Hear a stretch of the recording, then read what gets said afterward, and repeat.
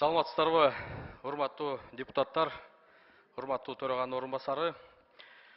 Мен кыскача ошол жогорку кеңештин токтомун эмне себептен көтөрүлүп атканы айтып кетсем, Кыргызстанда бир топ жылкыга кызыккан адамдар таза кандуу жылкыларды чет өлкөдөн алып келишет.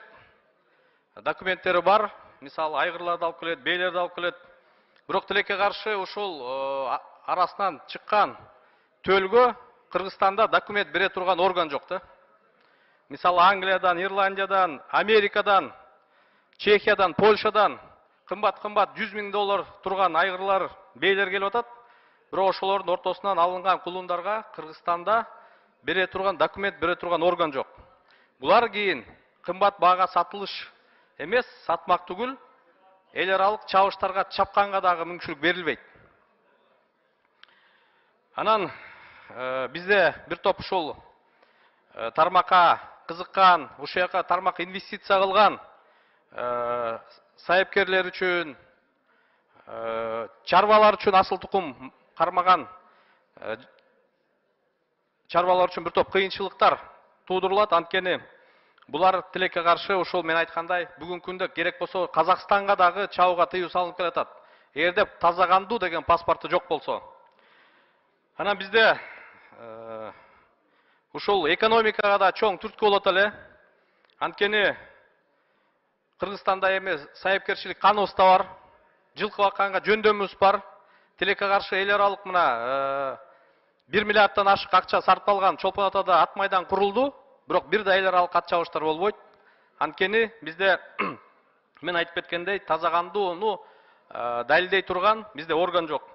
Азыр мына экономика министрлиги буну жакей клубка кыйгарган экен. Жакей клуб болсо бир $10 000 таба албай, бул иш 5 жылдан бери бир дагы кадам алдыга жылбай жатат. 16-жылы Кыргызстан фракциясы чечим чыгарган, айыл чарба министрине өкмөткө тапшырма берилген, бирок тилекке каршы бир дагы кадам алдыга жылыш болгон жок. Ошол себептен биз жогорку кеңештин токтомун кабыл ала турган болсок, бул маселе биртке болсо да алдыга жылат деген биз ишеничтебиз. Францияда президенттин тапшырмасы менен мен Францияга барып келгем, Жаныбек Бакчиев депутат экөөбүз. Буларда жылкы индустриясы бюджетке жылына 1 миллиард евро берет экен. Өзүңөр салыштырып көргүлө.